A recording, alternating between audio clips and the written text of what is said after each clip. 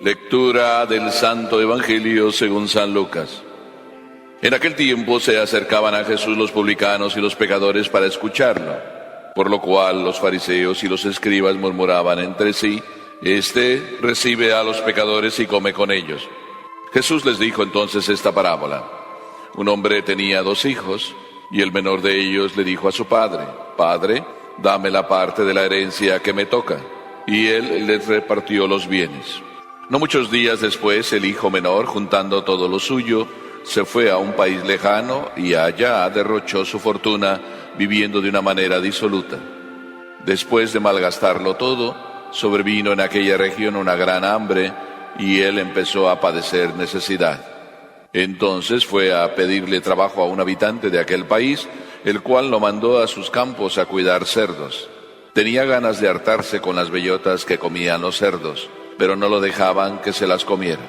Se puso entonces a reflexionar y se dijo: ¿Cuántos trabajadores en casa de mi padre tienen pan de sobra y yo aquí me estoy muriendo de hambre? Me levantaré, volveré a mi padre y le diré: Padre, he pecado contra el cielo y contra ti, ya no merezco llamarme hijo tuyo. Recíbeme como a uno de tus trabajadores. Enseguida se puso en camino hacia la casa de su padre. Estaba todavía lejos cuando su padre lo vio y se enterneció profundamente. Corrió hacia él y echándole los brazos al cuello, lo cubrió de besos. El muchacho le dijo: Padre, he pecado contra el cielo y contra ti, ya no merezco llamarme hijo tuyo. Pero el padre les dijo a sus criados: Pronto, traigan la túnica más rica y vístansela, póngale un anillo en el dedo y sandalias en los pies. Traigan el becerro gordo y mátenlo. Comamos y hagamos una fiesta, porque este hijo mío estaba muerto y ha vuelto a la vida, estaba perdido y lo hemos encontrado. Y empezó el banquete. El hijo mayor estaba en el campo y al volver, cuando se acercó a la casa, oyó la música y los cantos.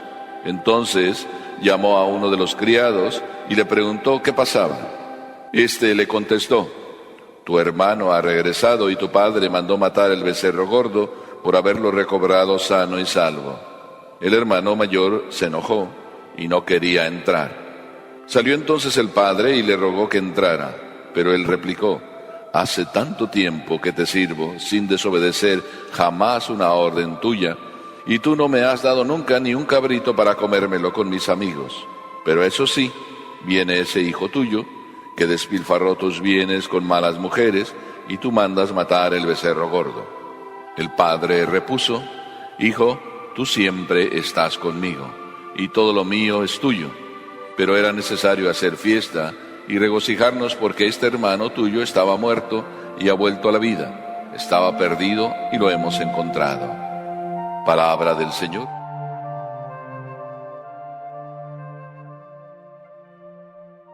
Alguna vez hemos leído este pasaje, sin duda alguna. Es uno de los pasajes más leídos a lo largo de la historia por cada uno de nosotros. Hasta nos lo sabemos de memoria. Sí, el pasaje del hijo pródigo.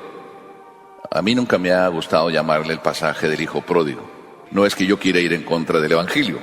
El original no tiene ningún título. Los títulos se los hemos ido poniendo nosotros. A mí me ha gustado ponerle el Padre de la Misericordia. Pero hoy se me ocurrió inventarle otro título. Y podemos llamarlo el aprovechado, el ciego y el bueno. Y de pilón, el envidioso. Y cada uno de estos personajes de alguna manera refleja lo que estoy diciendo. El aprovechado. Pensemos en el aprovechado. En Israel no tenía más derecho a la herencia que el hijo mayor. En nuestra cultura, nuestro comportamiento es muy diferente. Sin embargo, en la cultura del pueblo de Israel, solo el hijo mayor. Y resulta que el hijo menor le pasa por la mente la idea: pues voy a pedirle la parte de herencia que me toca. Y se aprovechó. ¿De qué se aprovechó? De que el padre era bueno, de que el padre miraba por los 2 hijos. Además, el hijo menor parece ser que era simpático, por tanto, de alguna forma tenía ganado el corazón del padre. Y el padre, que era bueno, consintió en que el hijo, aprovechándose, recibiera algo. Así de que les repartió la herencia y el hijo se fue. el aprovechado. En nuestra vida puede ser que alguna vez suceda así, que nosotros, como Dios es tan bueno, andamos aprovechándonos en la vida y vamos aprovechándonos de los regalos, de la herencia que el Padre nos dejó. Nos aprovechamos de la inteligencia que nos dio, de la voluntad que nos dio, de las cualidades que nos dio, y las vamos usando para todo lo contrario de lo que el Padre nos las dio. Esto ocurre frecuentemente, y ocurre en todos, en ustedes y en mí. Todos podemos en alguna circunstancia estar aprovechándonos de lo que Dios nos dio, o para el propio egoísmo, o para la propia vanidad. Queremos estar en primera plana en los periódicos, queremos estar en boca de todos, aprovecharnos de lo que Dios nos dio y considerar lo que Dios nos dio como propio. Pero este hombre de aprovechado no solo quiso usar lo que Dios le dio para un gusto personal, sino que además quiso que le llamaran, vamos a decir que así se llamaba este aprovechado, José, y quiso que le llamaran Don Pepe, el disparador, porque andaba con los bienes invitando a todo mundo. Vente, vámonos, yo te pago el tequilita, yo te pago la vieja. Y se metió en todos los vicios. Dice aquí el Evangelio que malgastó todo lo que el Padre le dio en una vida disoluta. Disoluta significa aquel que ya se le soltó todo, que ya soltó la rienda y que se metió en todo. Sexo, vicios de todos los tipos, hoy podríamos decir droga, pornografía, prostitución, y disparaba a todo el mundo. Yo te lo pago, yo te lo pago, yo te lo pago. Amigos tuvo a montones, mientras era Don Pepe el disparador. Cuando ya el bolsillo se le acabó, mira qué miserable José. Y en nuestra vida pasa algo similar. ¿Cuántos hoy están ahí perdidos? Se les acabó el dinero, porque ayer quisieron ser Don Pepe el disparador. Y así vamos malgastando los dones que Dios nos dio. Pero llegó el momento en que todo lo perdió. Y vino no solo una grande hambre en aquel país, sino también él se estaba muriendo de hambre. Las dos cosas. No había para comer y él también estaba muriéndose de hambre. Como nosotros, cuando ya eso nos metimos en el más perdido vicio, entonces nos encontramos con la verdadera realidad. Empezamos a vernos en el propio espejo. Cuando ya te encuentras que todo ya perdiste, te ves a ti mismo tal como eres. Una miseria, una podredumbre. Ah, pero este hijo por lo menos tenía pantalones. Porque cuando vino el hambre y se juntó el hambre de él con la necesidad también que el país pasaba, dice aquí que ni siquiera le dejaban comer las bellotas que los cerdos les daban. Y en este instante en que ni siquiera eso le permitían comer, él dijo, ¿cuántos trabajadores en la casa de mi padre comen mejor que yo? Se acordó de que el padre era bueno y que él se aprovechó. Empezó a usar los pantalones, es decir, a reconocer su falta de lealtad con su padre. Ya no me merezco ni siquiera ser su hijo, pero voy a pedirle que me considere como su jornalero, por el hecho de que como jornalero por lo menos comía mejor que como ahora estaba. En el momento de la necesidad le entró la capacidad de ser humilde y de aceptar su error y de ahí rescatarse. ¿Cuántos jornaleros en la casa de mi padre? Y me levantaré, iré a mi padre y le diré que pequé contra el cielo y que ya no soy digno de llamarme hijo suyo. Y empezó a hacerse su discurso. Todo para que no le quedara nada fuera de la petición del perdón. Y aprenderse de memoria su discurso. Y cuando iba en el camino, seguramente iba repitiéndolo, pues tendré, sí, todo esto. Pero dice San Lucas que cuando el padre vio venirlo, el padre que era siempre bueno, se lanzó, corrió. Y dice además otra palabrita, lo vio y se enterneció, se le echó al cuello y lo empezó a besar. Y aquel empezó con su rollo. Padre, pues he pecado contra el cielo y contra ti. Y el padre no le dejó hablar. Cuando tú estás arrepentido, el padre ya conoce tu corazón. El hecho de que vengas para el padre es suficiente demostración. Tú estás arrepentido. Pues este es el padre bueno. El padre bueno que estaba esperando al hijo aprovechado. Este es el primer personaje, apenas voy en el primero. Pero viene el segundo, el ciego. Y el ciego, ¿por qué? Estaba en casa del hombre. Y dice aquí el Evangelio: yo nunca he desobedecido ni una orden tuya. Y yo siempre te sirvo, servidor y obediente, pero ciego. O sea, si el hombre era tan servidor y tan obediente, nunca se dio cuenta como el hijo menor que el padre era tan bueno que podía haberle pedido un cabrito para comer con sus amigos y nunca lo pidió.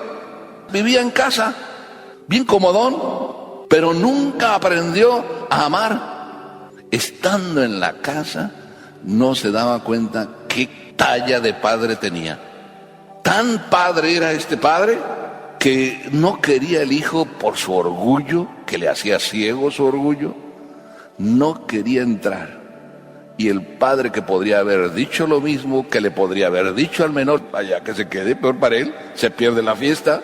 No, el padre salió a rogarle que entrara y hacerle entrar en razón, a que se le quitara la ceguera. A veces podemos ser también nosotros ciegos, estar en la casa del padre y no mirar lo bueno que es el padre. ¿Cuántas veces decimos, tú no me quieres? Dios nos quiere siempre. Nosotros lo queremos siempre. Somos ciegos. Entonces, después de que viene el aprovechado y el ciego, el Padre bueno es el que más resalta. Porque repartió primero los bienes, después otra vez estuvo pendiente del hijo menor, si volvía o no volvía, estaba pendiente cada día y se enterneció y se entregó a él y pidió: tráigale todo. Y no quiso considerarlo jornalero. Dijo: tráigale el vestido, póngale el anillo de la casa, el anillo de la familia, el vestido de la familia, denle otras sandalias. Es decir, volvamos. Este hijo ha vuelto y sigue siendo y seguirá siendo hijo. No va a ser jornalero. El Padre bueno, el de la misericordia infinita. Para terminar con no solo el Padre bueno, sino el envidioso. ¿Quién es el envidioso? Pues a quien le dirigen este evangelio. El envidioso. Aquí dice: y los escribas murmuraban entre ellos. ¿De qué? De que éste comía con pecadores. Murmuraban, como a veces murmuramos nosotros, y podemos ser los envidiosos, de que Dios sea bueno y quiera perdonar al pecador. Y a veces el envidioso es el que se cree bueno. Le da envidia de que Dios perdone a otros y a lo mejor a él no. ¿Cómo te va a perdonar a ti si tú no te arrepientes? Yo a veces, cuando alguien está burlándose de mí, mira, ahí va ese curita. Así fue una vez en Madrid, se estaban burlando de mí e insistían y búrrese, y yo estaba oyendo la conversación, porque estaban conversando ahí muy cerca de mí y como que estaban queriendo que me enterara, y de repente lo hacían en voz alta y estaban hablando mal de mí. Y entonces les dije: envidiosos. Pero lo dije así sin querer, pero queriendo.